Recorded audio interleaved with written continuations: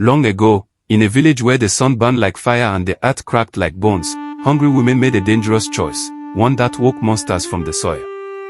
Listen closely, little ones, and never forget, the earth watches, and the earth remembers. If you love African stories, tap subscribe and ring the bell. Share where you're listening from in the comments, Nigeria, Ghana, the US. Let's spread our tales across the world. Now, let's begin. The sun glared down on Igbo Alley like a hungry lion. No rain had fallen for 3 seasons. The river Orita, once fat with water, was now a cracked bed of red clay. Palm trees drooped, their leaves brown and brittle. The villagers' bellies growled louder than thunder. In the marketplace, the women stirred their pots, but there was little to cook. Aya Agbik, the oldest market woman, frowned at her stew, a watery mix of bitter leaves and pebbles. "No one buys our food anymore," she muttered. Her friend, Aya Doni, wiped sweat from her brow. "My grandmother once told me a secret," she whispered. "When hunger bites like a snake, the blood of women can thicken stews and feed the starving." The women gasped. Menstrual blood was sacred, meant only for rituals to honor Yemoja, the river goddess. "This is taboo," hissed Aya Rizikat. But Aya Doni's eyes burned with desperation. "Should we let our children starve? The gods will forgive us." That night, under a moon as thin as a sickle, the women gathered in secret. They cut their fingers and let their blood drip into clay bowls. The dark liquid shimmered like oil. "Mix it into the stews tomorrow," said Aya Doni. "The villagers will never know."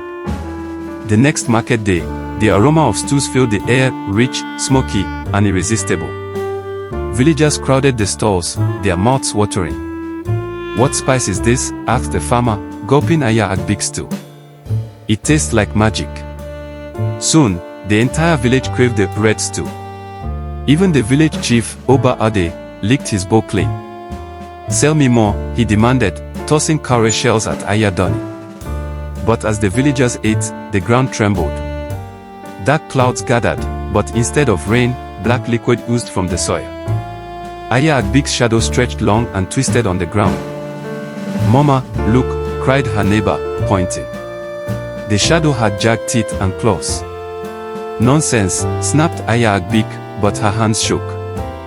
That night, the first howl echoed from the forest, a sound like bones breaking. Midnight. The village dogs barked wildly, then fell silent. A hyena's laugh pierced the air, but this was no ordinary beast.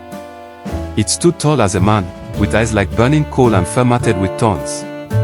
Its claws tore through a goat pen, scattering blood and woe. "Demons!" screamed the villager. The hyenas moved in a pack, their stench of rot choking the air. They devoured yam barns, shattered the sacred Okei shrine, and scratched symbols into the earth with their claws. Baligan, the village warrior, rallied his men. "Fight with spears," he roared. But the hyenas dodged like shadows, vanishing into the dark. Aya Doni hid behind her stall, clutching her bleeding arm. "This is our fault," she whispered. "The earth is punishing us." At dawn, the villagers dragged themselves to Baba Ifoe's hut. The blind diviner sat cross-legged, his face carved with wrinkles deeper than the river's cracks. He touched the soil and hissed. "You fed the earth false sacrifice." "What does that mean?" cried Oba Ade. "Menstrual blood is life," Baba Ifo thundered. "It belongs to Yemoja, not hungry pots. You tricked the earth, so it birthed this beast. To cleanse this sin, you must give truth, tears and hair, the offerings of sorrow." The women wept. "We'll do anything," begged Aya Agbik. Baba Ifo nodded. "At sunrise, gather at the river. Cut your hair. Cry until your tears fill a calabash. Only then will Yemoja listen." The women stood barefoot on the cracked riverbed, their heads bowed. Aya Doni raised a rusted knife and sliced off her braids. "Forgive us, Yemoja," she chanted. The others followed, their hair falling like dead leaves. Next, they wept. Tears dripped into clay bowls, salty, hot, and endless. Baba Ifo poured the tears into the earth, chanting, "Mother of waters, accept their pain." Let the rain wash our greed away.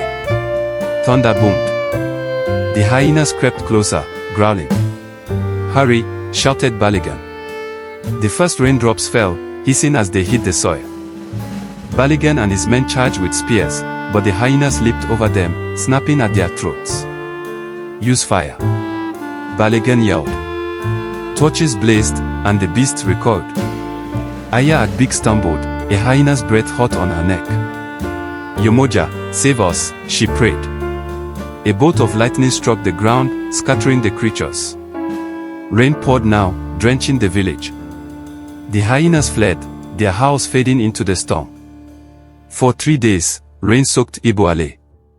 The river Orite swelled, and cassava sprouted overnight. The women rebuilt their stalls, vowing never to use blood again. But Baba Ifa warned, the hyena's house will linger in the wind, a reminder. Respect the earth, or it will bite back. Years later, elders sang to children. Respect the soil, respect the blood, or the earth will swallow your greed whole. Tears and hair are the price of truth. Never cheat the gods, little fools. And when hyenas howled in the distance, the villagers shivered and said, the earth is watching. Did you love this Yoruba tale? Smash the like button, share with friends, and comment African Magic if you want more stories. Don't forget to subscribe. Tomorrow, we'll tell of the leopard king who married a moon goddess. A with grave.